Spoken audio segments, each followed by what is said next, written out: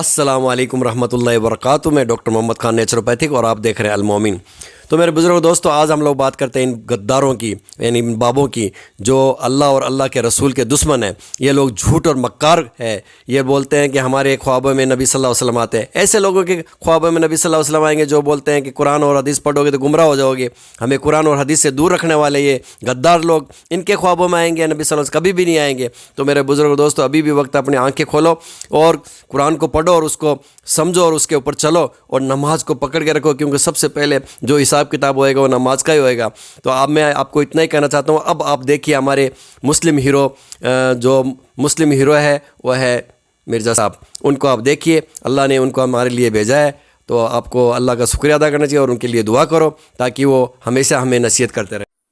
قرآن و حدیث اور سائنس کے حوالے سے، خواب کے حوالے سے بتائیں، کیا دور حاضر میں لوگوں کے خواب معنی خیز ہوتے ہیں؟ کیونکہ بہت سے ڈاکٹر کہتے ہیں آج کل خواب ذہنی انتشار ہے یا معدہ کی خرابی کی وجہ سے. بالکل ٹھیک کہہ رہے ہیں ڈاکٹر. اکثر تو ہمارے جو علماء کو خواب آتے ہیں وہ معدے کی خرابی کی وجہ سے، اوور ایٹنگ بہت زیادہ کرتے ہیں. ہاں تو اور کیا، ایسا نہیں ہے کیا؟ جب طارق جمیل صاحب نے کہا تھا کہ ہمارے ایک بزرگ جاننے والے نے خواب دیکھا ہے کہ جنید جمشید، رسول اللہ نے فرمایا ہم تک پہنچ چکے ہیں صلی اللہ علیہ وسلم، تو بریلویوں نے اس دن سے جنید جمشید کو رحمت اللہ علیہ کہنا شروع کر دیا. تو جب آپ دوسروں کے خواب رسول اللہ کے حوالے سے صلی اللہ علیہ وسلم قبول نہیں کرتے تو سرکار آپ کو بھی کوئی ضرورت نہیں ہے اپنا خواب بیان کرنے کی. میں بتاؤں، پاکستان لیول کا ایک گلے پھاڑ کے بولنے والا بریلوی عالم، جو عالم تو نہیں ہے، بیسیکلی مقرر ہے، لیکن اسے مشہوری مل گئی ہے. اس بندے کے بارے میں مجھے پاکستان لیول کے ایک بریلوی عالم نے کہا کہ اس نے میرے سامنے مانا. ان دنوں 2017 کے دھرنے چل رہے تھے ختم نبوت کے نام پہ. بیسیکلی وہ ختم نبوت نہیں تھا، وہ اینٹی قادیانی دھرنا تھا. ختم نبوت دھرنا اس دن ہوگا جب چشتی رسول اللہ اور اشرف علی رسول اللہ کے خلاف دھرنا ہوگا، اور ٹائم کیا مت تک جائے وہ کو نہیں ہونا.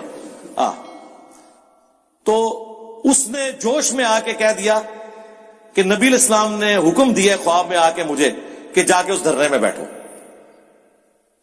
وہ کہتے ہیں بعد میں کبھی میری کچھ مہینے بعد اس سے ملاقات ہوئی تو میں نے کہا یار، مطلب واقعی کیا نبی الاسلام نے کہا تھا؟ اس نے کہا جی میں بس تقریر کے جوش میں تھا. تو اسی ٹائم میرے دماغ میں آیا کہ امت کے وسیع تر مفاد میں یہ واقعہ بیان کر دوں. تو یہ خواب میں نے بیان کیا گھاڑ کے. وہ کہتے ہیں اس نے میرے سامنے پھر توبہ کی.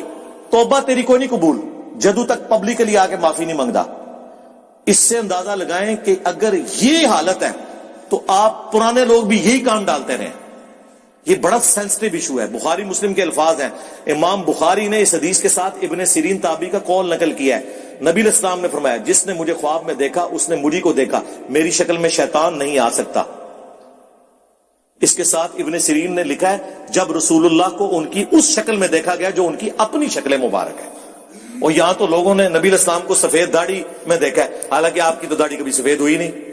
بخاری مسلم کے الفاظ ہیں وفات تک آپ کے داڑھی اور سر کے ملا کے 20 سے زیادہ بال سفید نہیں تھے. 20 سے زیادہ میرے سفید ہیں.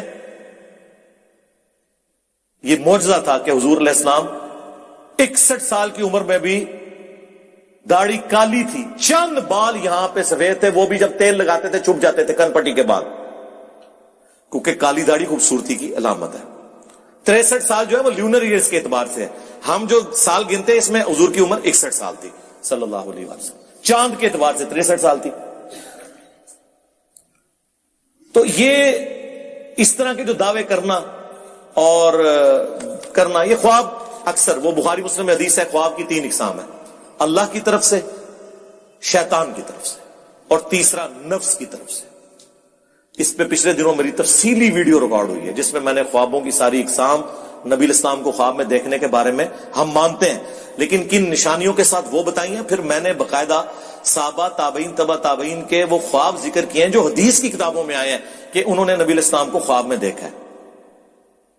اب اگر ہمارے سٹوڈنٹس نے جو ہمارے بارے میں نبی الاسلام کو خواب میں دیکھا ہے ہم بیان کرنا شروع کر دیں تو کیا بریلوی دیوبندی اہل حدیث مان لیں گے؟ تو پھر سرکار آپ کے خواب ہم کیوں مانیں؟ تو بہتر یہ ہے کہ آپ اپنے خوابوں سے دستبردار ہو جاؤ. ہم تو پہلے ہی دستبردار ہیں کیونکہ ہمیں خوابوں کی ضرورت نہیں ہے دین منوانے کے لیے. ہم قرآن و سنت کے ذرائع